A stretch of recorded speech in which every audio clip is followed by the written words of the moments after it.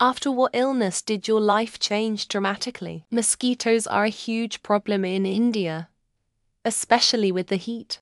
In 2019, I got dengue fever from a mosquito bite. First time wasn't too bad. Just weak for a few weeks. Most people recover in a month. Then in 2021, I got dengue again. Apparently, it's way worse the second time. I ended up in the ICU for days with bad dengue shock and liver problems. It got really close, but thanks to my body and the doctors, I'm okay now. My lungs are a bit weak though, so I got to take it easy and eat plain food. All because of one mosquito. I got diagnosed with anorexia a few years ago, and my life really doesn't bear any resemblance to what and who I was before. I'm classed as in active recovery now, but my daily life is somewhat of a struggle. It's something that's taken a lot of adjusting to. Some days I feel really cross, sad, exhausted and hard done by.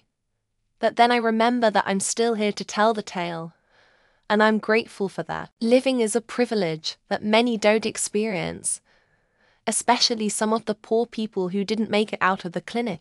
Not sure if it counts, but I had an allergic reaction to something on vacation, went into anaphylaxis, and almost died. Then I couldn't leave the house for ages, had daily panic attacks, and didn't recognize myself in the mirror. The major highlight was when I saw my best friend for the first time ages, and she told me later I looked like a frightened wild animal who wanted to bolt. It took probably at least half a year before I felt like I was fully myself again, and I struggle with panic attacks to this day.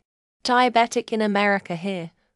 That puts me on a nice list to be able to freely be extorted each month to stay alive. It's great I lost my house in my early 30s, pay $385 a month for insurance, and have to hit a $4,500 deductible before insurance companies feel the need to help towards prescriptions. It's great being available for extortion so billionaire companies can help their shareholders, sarcasm included. I got a mild chest infection. It's led to an autoimmune condition called IgA nephropathy, which led to a kidney transplant, which led to immunosuppression, which led to renal cancer. Atal was a second renal transplant, resulting in pulmonary emboli. The resulting hospital stay results in COVID, which resulted in COVID pneumonitis, lung fibrosis, long COVID, CFS ambulatory oxygen, prostate cancer. After a failed clinical trial of high-intensity focused ultrasound, I had robotic surgery. They did not save the critical nerves and left me completely impotent. Yes, the cancer is gone. I will live longer. But I was always the horniest guy around, and having all the desire and no capacity is devastating. I'm obsessed and have no outlet. Ulcerative colitis. Similar to morbus Crohn's, my colon is always inflamed and bleeding with lots of diarrhea. The worst of it are the side symptoms: my joints hurt. I'm dizzy due to blood loss, and I can't eat many things. Plus the fact it's invisible. Many people don't understand that my health status can shift within hours. PCOS and hyperthyroidism. 6 years of infertility before becoming pregnant with twins. But there were many pregnancy complications like hematoma and premature birth. Finally got pregnant naturally after 11 years of infertility by doing carnivore nose to tail, reversing the PCOS, hyperthyroidism and nutrient deficiencies. Not my illness, but my ex slowly spiraled into both bipolar and borderline personality disorder. Finally got her to agree to take meds and go to a therapist, but then would stop taking them because she felt better. Didn't understand the correlation between the two. It got pretty toxic and abusive after that. Depression.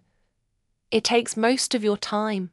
Personally, I feel useless and wasting my time because of nothing. Seems grey, and like I'm watching whole world with a bunch of different people with different diseases or not. Person with many or not, it doesn't matter, that are living lives, doing something. After having gallbladder disease and liver failure that nearly killed me, I very quickly came to the realization that there are only a few people I can count on. It was definitely a life-changing revelation. It truly gave me the courage to cut ties with people who obviously didn't care about me. Multiple sclerosis. I was diagnosed 2 years ago. My symptoms aren't the worst right now, but that could change at any point in time. I could have a relapse which could severely impact me both physically and mentally. It's an unpredictable disease and it's scary. COVID, caught it last August. Ever since then, I had nothing but problems with my health. Gut issues, tinnitus in my left ear that never stops, constant colds that linger for weeks. Add that to going through menopause. I'm broken. Severe poison ivy reaction that left me barely able to walk for 2 weeks and had to be treated with antibiotics and steroids simultaneously. After that, I put on 30 pounds that I never completely lost even after 6 years. Cancer. I survived. But for me, once I walked through that door, there was no going back. I felt like I'd been transported to a parallel dimension that I didn't quite connect with. Was diagnosed with MS in January. I had been noticing things since 2021.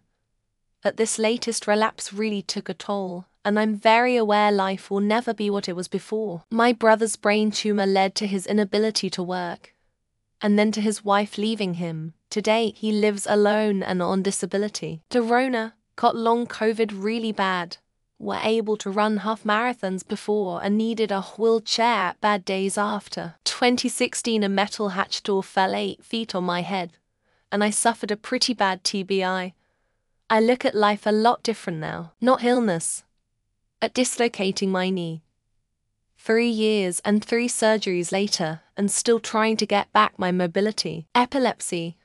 Was learning to drive just before I had a seizure, and after I did, I lost the legal ability to drive. After a severe case of pneumonia, I gained a newfound appreciation for my health and well-being. Bipolar disorder or the suicide attempt-related anoxic brain injury resulting from it. Heart attack.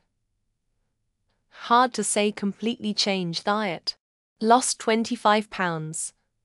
Had stents installed. Heart attack. Hard to say, completely changed diet. Lost 25 pounds. Had stents installed. I became really sick when I learned to kickflip, and then I got a girlfriend. After a bad case of mono, suddenly naps became my new best friend. Neuralgic encephalomyelitis. My life will never be the same again. I had RSV, which did permanent lung damage and resulted in COPD. I have scoliosis and it makes my life worse and worse. Boogie fever has made my life completely unmanageable.